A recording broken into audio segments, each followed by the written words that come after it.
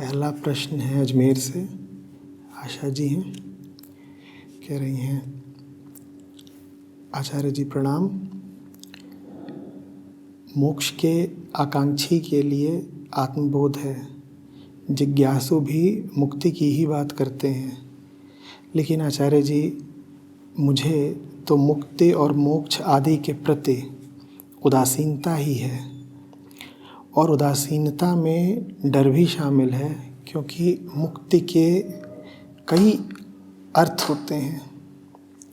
लेकिन आचार्य जी, गुरु, प्रेम, ईश्वर, करुणा आदि विषयों पर जब आप बोलते हैं तो मेरे अंदर एक मीठी मीठी सी झंकार बज उठती है, और साथ ही अहम के मिटने का भाव भी गहराता है। ये क्या बात है? कृपया मार्गदर्शन करें। नमन। आशा है।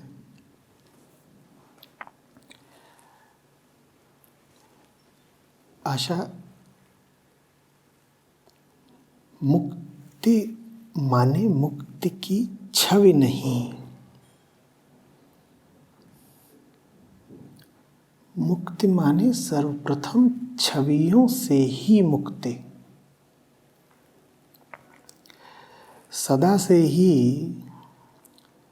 सामान्य जनों के लिए भी और आध्यात्मिक जिज्ञासुओं के लिए भी मुक्ति, मोक्ष, निर्वाण, ब्रह्मलीनता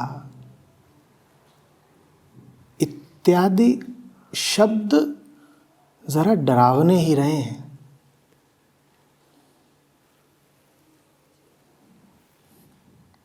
उसकी वजह ये नहीं है कि ब्रह्मलीनता में या ब्रह्म निर्वाण में या आत्मबोध में या मोक्ष में वास्तव में कुछ भयप्रद है या दुखकारी है, बल्कि इसलिए क्योंकि हमने उनके बारे में छवियां बना ली हैं, किस्से कर लिए हैं, कहानियां रच ली हैं। अब मुझे बताओ, निर्वाण के विषय में अधिकांशतः बोला किसने? क्या उन्होंने जो निर्वाण पद पर आसीन हुए, जो मुक्त हुए, उन्होंने तो बोला नहीं। उन्होंने बोला भी तो कम ही बोला, क्योंकि जो मुक्त है उसे बहुत इच्छा नहीं रह जाती कि वो मुक्ति का वर्णन करे, न उसे इच्छा रह जाती है और न ही उससे ये धारणा रह जाती है कि मुक्ति का वर्णन किया भी जा सकता है। जो मुक्त है वो सर्वप्रथम तो यही कहता है कि बोलें क्या, बोलने को तो कुछ है नहीं। पहले बहुत कुछ था बोलने को, न जाने कितने किस्से कहानियां थे, बोलते ही रहते थे। अब क्या बोलें? आओ किसी और मुद्दे पर चर्चा करते हैं, संसार की बात करते हैं। संसार में बहुत कुछ है मैं जिस पर बोल सकता हूँ, पर अगर तुम मुझसे कहोगे कि मुक्ति पर बोलो तो मेरे लिए अटपटा हो जाएगा। और बातों पे बुलवा लो, बोलो तो दुख पर बोल दूँ, बोलो तो भ्रम पर बोल दूँ, माया पर बोल दूँ, मिथ्या पर बोल दूँ, पर मोक्ष पर क्या बोलूँ? तो उन्होंने बहुत बोला नहीं। अधिकांशतः किसने बोला मुक्ति पर? जिन्हें मुक्ति का कुछ पता नहीं, हाँ, जिन्हें मुक्ति की शायद अभिलाषा थी, जिन्हें मुक्ति का आकर्षण था, तो आकर्षण के मारे बहुत कुछ बोल गए। और फिर चलो, बोला जिसने बोला, कुछ उन्होंने बोला जो मुक्त थे, कुछ उन्होंने बोला जो भी मुक्त नहीं थे, पर मुक्ति के बारे में सदा सुना किसने?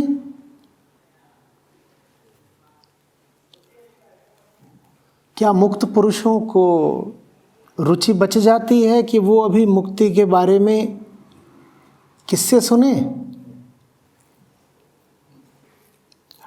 मुक्त को तुम मुक्ति का विवरण दोगे मुक्त को तुम मुक्ति के गीत सुनाओगे तो मुस्कुरा कर आगे बढ़ जाएगा, है ना। मुक्ति की ज्यादातर बातें सुनी कि उन्होंने जो बद्ध थे, जिन्हें अभी मुक्ति का कुछ पता नहीं, उन्हें मुक्ति की प्यास तो हो सकती है पर वो मुक्त स्वयं नहीं है, तो उनके कान में जो भी बातें पड़ी उन्होंने उन बातों से मुक्ति की एक छवि बना ली। और अब जो बद्ध मन है वो जब मुक्ति की छवि बनाएगा तो क्या रहते हुए बनाएगा? अब बद्ध रहते हुए ही वो तस्वीर किसकी खींच रहा है? मुक्ति की। तो ये तो गड़बड़ हो गई ना। ये वैसे ही बात है जैसे कि शराबी साधु की तस्वीर बनाए, अब वो खुद तो नशे में हिल डुल रहा है, योगी की तस्वीर कैसी बनाएगा? वो भी हिली डुली ही तस्वीर होगी। जिस चीज का तुम्हें कुछ पता ही नहीं उसकी तुम क्या तस्वीर बनाओगे? गड़बड़ झाला होगा ना। तो इसीलिए हमने मुक्ति को लेकर के खूब किस्से बनाए हैं और वो सब के सब किस्से गड़बड़ हैं, अपितु घातक हैं।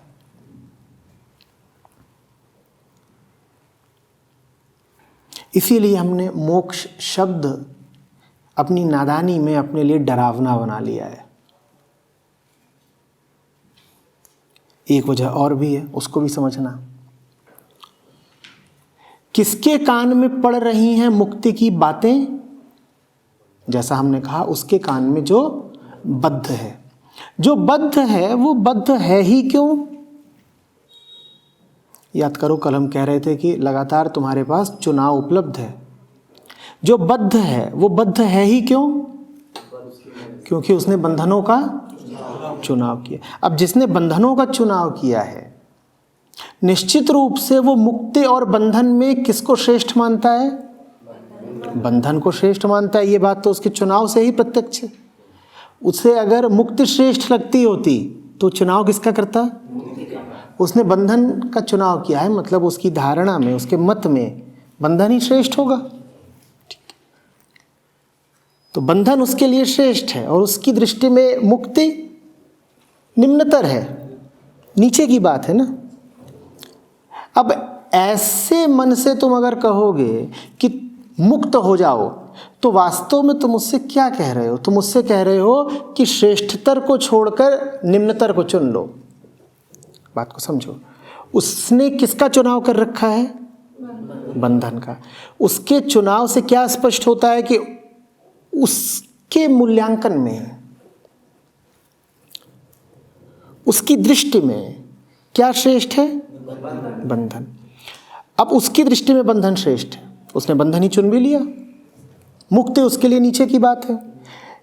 ऐसे मन से, ऐसे अहम से तुम कह रहे हो कि मुक्ति ले लो, मुक्त हो जाओ, निर्वाण को प्राप्त हो जाओ, तो उसको क्या दिखाई दे रहा है? उसकी भ्रमित दृष्टि को क्या दिखाई दे रहा है कि तुम उससे ऊंचा पद छोड़ करके निचला पद चुनने को कह रहे हो। तो वो निचले पद का वर्णन भी कैसे करेगा? जैसे किसी नीची चीज का किया जाता है। तो इसीलिए वो मुक्ति को लेकर के जो छवि खींचेगा, जो तस्वीर बनाएगा, जो किस्सा बनाएगा, वो किस्सा किसी निचली चीज का होगा। वो कहेगा मुक्ति तो वो जिसमें सुख छिन जाता है। तुम जाओ साधारण संसारी के पास, किसी गृहस्थ के पास, उससे कहो मुक्ति चाहिए, अगर आदर्शवादी होगा तो कहेगा हाँ बताओ क्या बात है, थोड़ा सुन लेते हैं। वो भी सिर्फ तुम्हारा मन रखने के लिए और अपने आदर्शवाद की रक्षा के लिए। अगर दो टूक बात करता होगा तो कहेगा अरे हटाओ तुम, मुक्ति वगैरह बेकार की बातें, मुझे घर गृहस्थी संभालनी है, मुक्ति किसको चाहिए। जाओ किसी माँ के पास और उसको बोलो कि माता जी आप के पुत्र को आज ब्रह्म मुक्ति प्राप्त हो गई। वो चिल्ला के पछाड़ खा के वहीं गिर जाएगी। तुम्हें क्या लग रहा है उत्सव मनाएगी? तुम्हारी पत्नी को कोई बता दे कि पतिदेव को निर्वाण मिला है अभी अभी, पहले तो तुमको दो चार मारेगी, फिर पुलिस की तरफ भागेगी, बोलेगी कौन है वो जिसने मेरे पति को निर्वाण दिलाया, कौन है मेरा दुश्मन।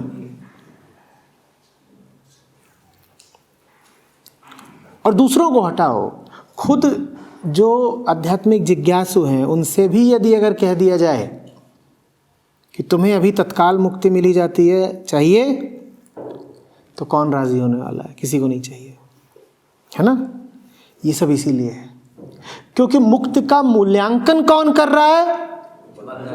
बंधन वाला। और बंधन वाले के लिए तो मुक्ति निश्चय ही एक निम्नतर चीज है, जो इससे साबित होता है कि उसने चुनाव कर रखा है बंधन का।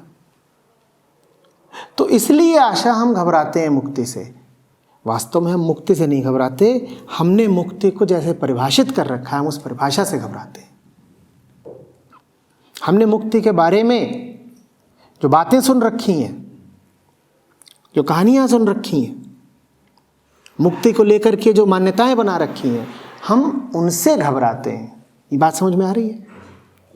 मुक्ति डरावनी नहीं है, मुक्ति का सिद्धांत डरावना है, मुक्ति की हमारी परिभाषा डरावनी है। मुक्ति को हमने अपने बंधन युक्त हाथों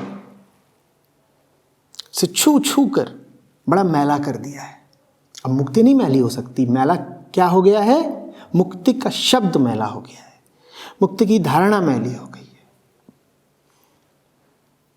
तो इसीलिए अब उसमें कोई आकर्षण नहीं रहा।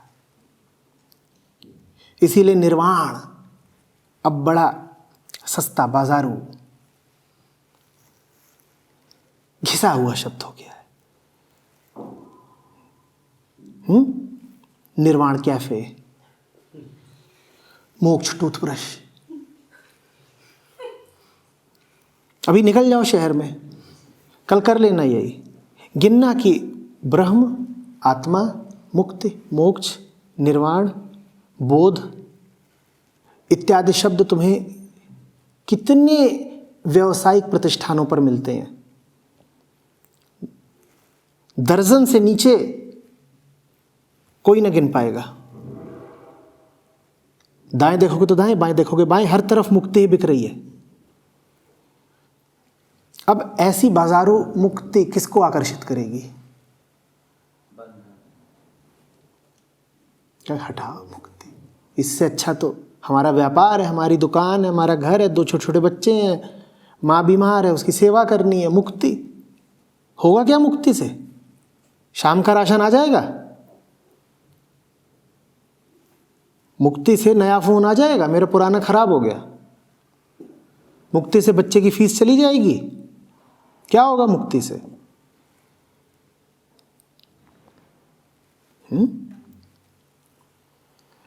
मुक्ति क्या है आशा? मुक्ति का मतलब है उसको छोड़ देना जिसकी तुम्हारे लिए कोई वास्तविक उपादेयता नहीं है। मुक्ति का अर्थ है ईमानदारी से पूछना कि तुम कौन हो, और जो तुम हो वो होते हुए तुम्हें वास्तव में क्या चाहिए। जो कुछ तुम्हें चाहिए उसके अलावा बाकी जो कुछ तुमने पकड़ रखा हो, फिर उसे बोझ जानकर त्याग देना, यही मुक्ति है। समझ ही गए होगे कि मुक्ति का मतलब सिर्फ छोड़ना ही नहीं है, मुक्ति का मतलब पाना भी है। जो तुम्हारे लिए आवश्यक हो उसको पाना भी मुक्ति है। लेकिन देखो तुम्हारे कहानियों में, तुम्हारे किस्सों में कहीं मुक्ति के साथ पाना संबद्ध होता है? मुक्ति का मतलब ही यही होता है कि राजा अपना महल छोड़ के चल दिया, और गृहस्थ अपनी पत्नी छोड़कर चल दिया, माँ अपना पुत्र छोड़कर चल दी। तो ये तो सब डरावना ही है। मोह बहुत डरता है।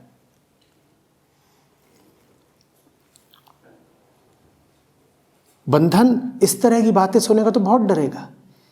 याद रखना, अहम को पूर्ति चाहिए, अहम को पूर्ति चाहिए, मृत्यु नहीं। अहम बीमार मरीज की तरह है, और बीमार मरीज बहुत चिल्ला रहा है, बहुत छटपटा रहा है। अहम उस बीमार मरीज की तरह है जो बहुत चिल्ला और छटपटा रहा है। तुमने मुक्ति के बारे में जो किस्से बना रखे हैं, जानते हो वो किस्से क्या कहते हैं? वो किस्से कहते हैं मरीज चिल्लाता था, छटपटाता था, शोर मचाता था, उसको चिकित्सक के पास लाया गया और चिकित्सक ने उसको उसके दुख से, उसकी यंत्रणा से, उसके शोर से, उसकी छटपटाहट से मुक्त करने के लिए उसको जहर दे दिया। यही मुक्ति है। छटपटाते मरीज को जहर दे दो, ये मुक्ति है। ऐसा तुम्हारी कहानियां कहती हैं। कहानियां झूठी हैं।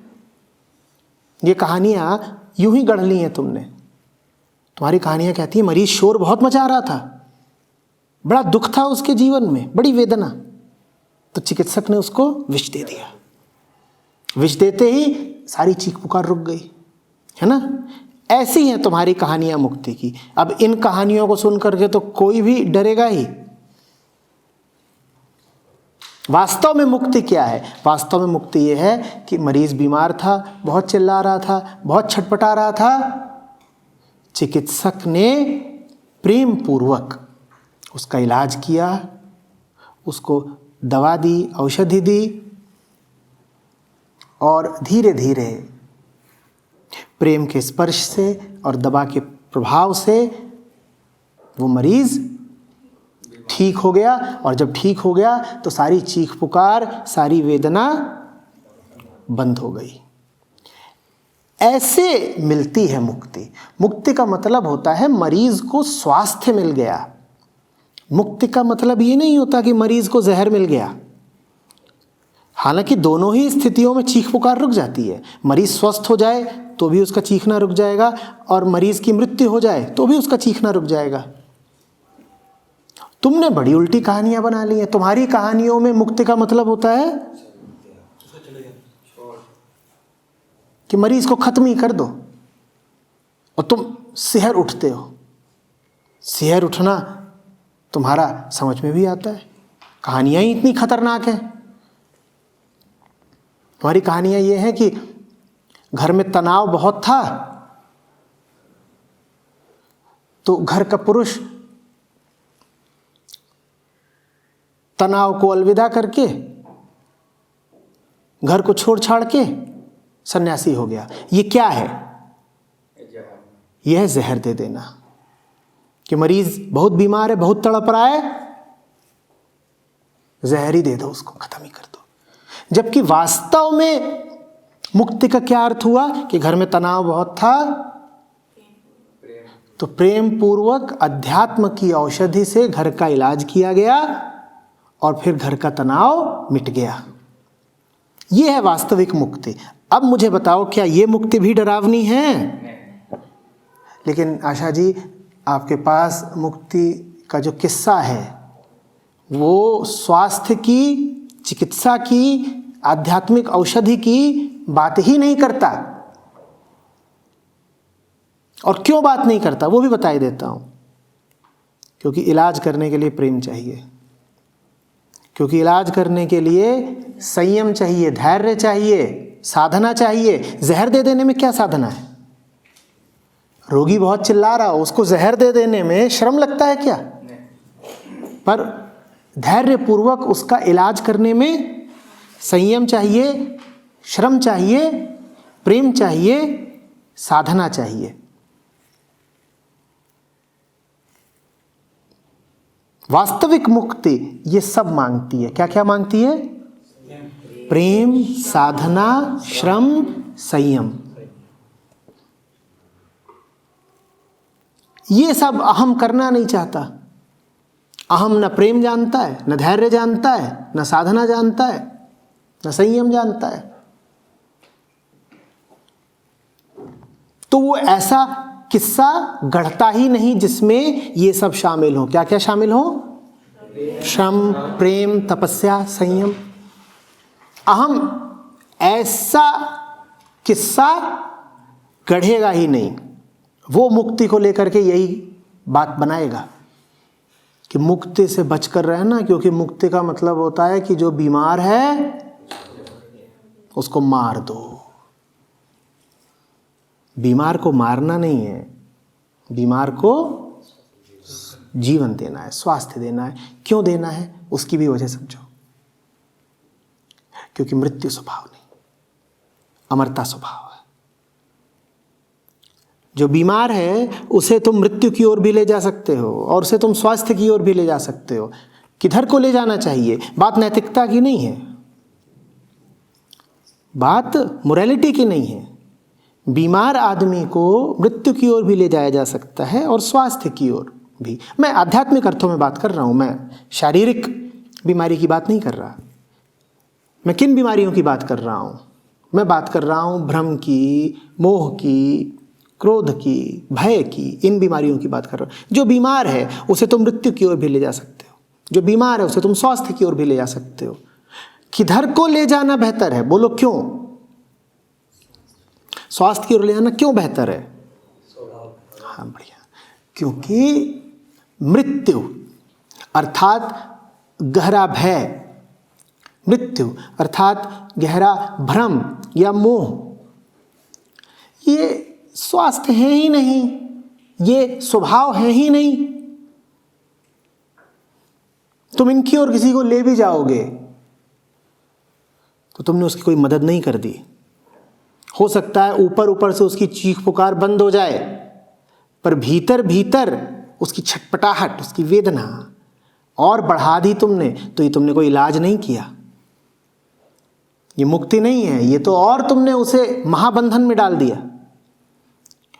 मुक्ति का मतलब है कि मरीज को ले ही जाना है स्वास्थ्य की ओर। जो भ्रमित है उसको बोध देना है, जो हिंसा में है, द्वेष में है, उसको प्रेम देना है।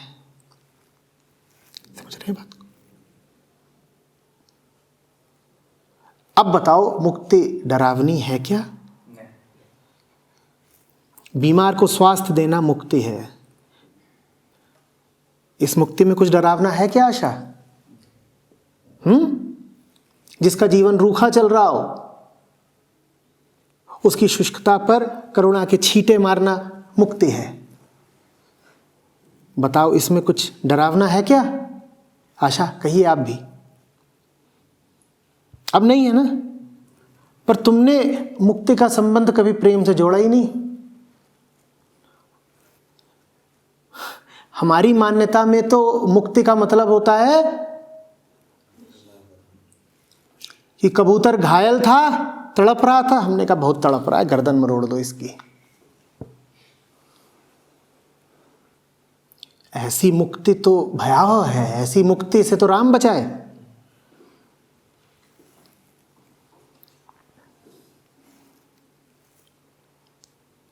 समझ में आ रही है बात?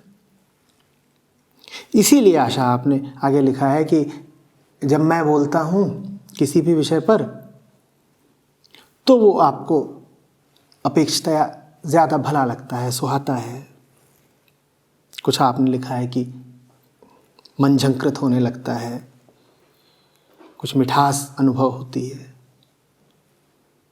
वास्तव में मैं जो कुछ बोल रहा हूं वो मुक्ति से और मुक्ति के लिए ही बोल रहा हूं, भले ही मैं उसमें मुक्ति का नाम लूं या ना लूं। तो अगर आपको मेरी बातें मीठी लगती हैं, मेरी बातों से आपकी मन वीणा झंकृत होती है, तो इसका मतलब आपको भी क्या पसंद है? आपको भी तो मुक्ति ही पसंद है। मैंने कभी भी बोला हो, कुछ भी बोला हो, किसी से भी किसी भी विषय पर बोला हो, बोला तो सदा एक ही लक्ष्य से है। क्या लक्ष्य रखा है? मुक्ति। तो आपको अगर मेरी बातें सुहाती हैं तो आपको भी मुक्ति ही प्रिय है। लेकिन आपको कौन सी मुक्ति प्रिय है? असली मुक्ति, किससे कहानियों वाली नहीं।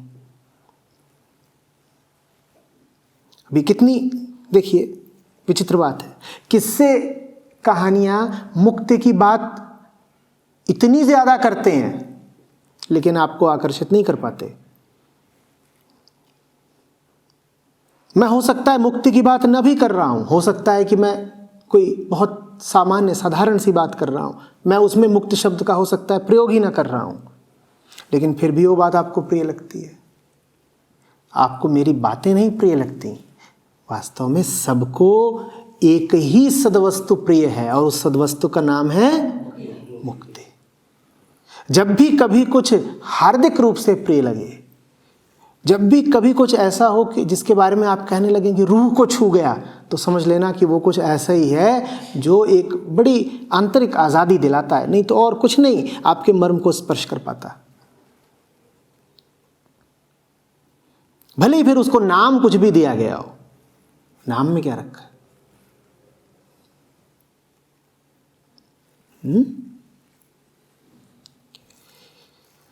ये बात स्पष्ट हुई सबको?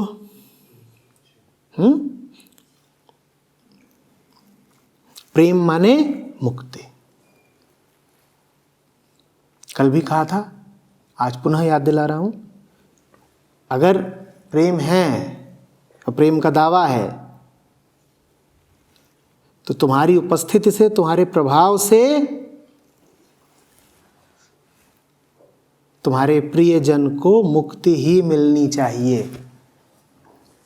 प्रेम और मुक्ति अलग अलग नहीं चल सकते सलिल, समझना अच्छे से। प्रेम का मतलब ही यही है कि तुम्हारे होने से हमारे बंधन कटते हैं और हमारा तुम्हारे प्रति दायित्व ये है। दायित्व माने जिम्मेदारी, जिम्मेदारी। कल इस शब्द का तुमने प्रयोग किया था कई बार। और हमारा तुम्हारे प्रति दायित्व ही यही है कि हम तुम्हारे बंधन काटेंगे। प्रेम और कुछ है ही नहीं। इस बात को अच्छे से समझ लीजिए। इस शिविर से आप और कुछ जानकर न जाएं, इतना जान लें कि प्रेम का मतलब होता है दूसरे के बंधनों को काटने में सहायक होना। तो आपने सब सीख लिया।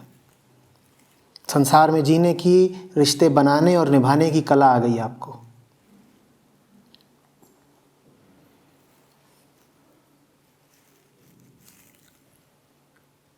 स्पष्ट हो रहा है? बंधनों को काटना, दूसरे के बंधनों को काटना, अपने बंधनों को पहले काटना पड़ेगा, फिर उसके बाद में। बढ़िया बात।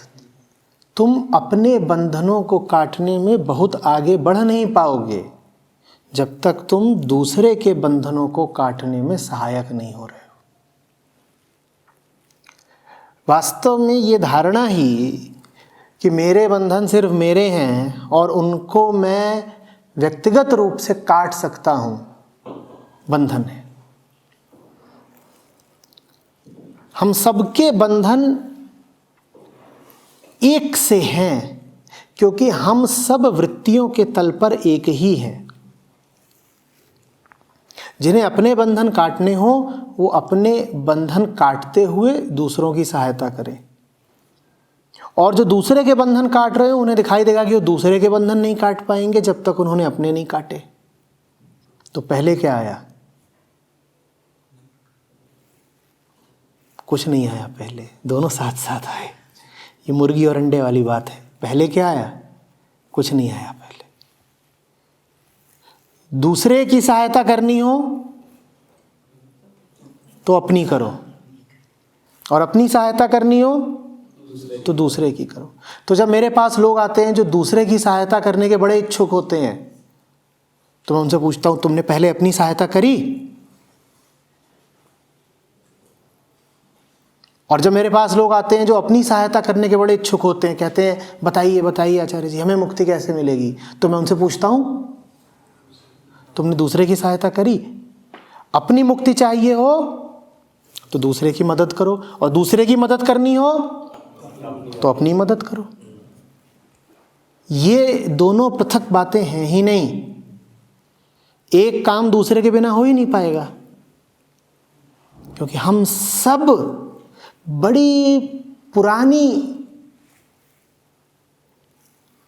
डोरों से आपस में संबद्ध हैं। हम वास्तव में अलग अलग हैं ही नहीं। पृथक व्यक्तित्व तो धोखा है, हम एक ही हैं।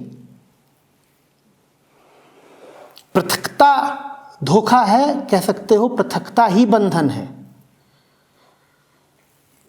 इस पृथकता के भाव को काटो, और जब पृथकता के भाव को काटोगे तो अपनी भी मदद करोगे और दूसरे की भी करोगे, क्योंकि अब तुम और दूसरा पृथक है ही नहीं। जब दो है ही नहीं तो क्या अपनी मदद क्या उसकी मदद। खुद भी बचूंगा, तुझे भी बचाऊंगा, और तुझे अगर बचाना चाहता हूं तो मुझे भी बचना पड़ेगा।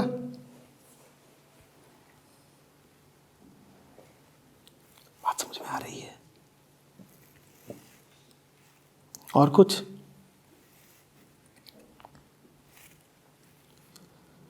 तो एक मिरर की तरह भी है कि हम इसमें अपने को देख सकते हैं। कह सकते हो।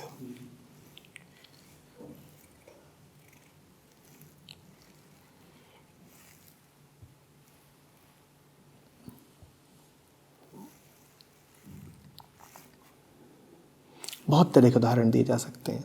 मुर्गी अंडे वाली बात थी। जब चलते हो तो दो पांव होते हैं ना, तो बताओ दोनों में से आगे कौन चलता है? दो पांव होते हैं, दोनों में से आगे आगे कौन सा चलता है? एक ही सपोर्ट से और एक चलता है। साथ साथ या ऐसा है कि दायां ही आगे आगे चलता है? तो बताओ ना, एक को अगर आगे बढ़ाना है तो क्या करना पड़ेगा? दूसरे को भी आगे बढ़ाना पड़ेगा। ये है मुक्ति। अपनी, दूसरों की, अपनी, दूसरों की, अपनी, दूसरों की। आगे कौन बढ़ा? दोनों एक साथ आगे बढ़े मुक्ति की दिशा में। और तुम कहो नहीं साहब, मुझे तो सिर्फ इसकी मुक्ति चाहिए, ये मैं हूं, ये दूसरे हैं। जो दिखते अलग अलग हैं, पर अगर ठीक से देखो तो एक ही हैं। दिखते और तुम कहो नहीं, मुझे बस इसको मुक्ति तक पहुंचाना है, ये पीछे छूटता रहे क्योंकि ये तो दूसरा है, ये तो पराया है, तो ये भी नहीं पहुंचेगा। या तुम कहो नहीं नहीं, हम तो बड़े निस्वार्थ हैं, हमें अपनी तो कोई परवाह ही नहीं, कि हम तो जो करते हैं बस परिवार के लिए करते हैं। ऐसे भी लोग मिलेंगे, कहेंगे अपनी मुक्ति से हमें कोई मतलब नहीं, बस हमारा मुन्नू और हमारी मुनिया, इनको मुक्ति मिल जाए। ठीक, बिना अपनी मुक्ति के दिलवा लो मुन्नू और मुनिया की मुक्ति, हो नहीं सकता।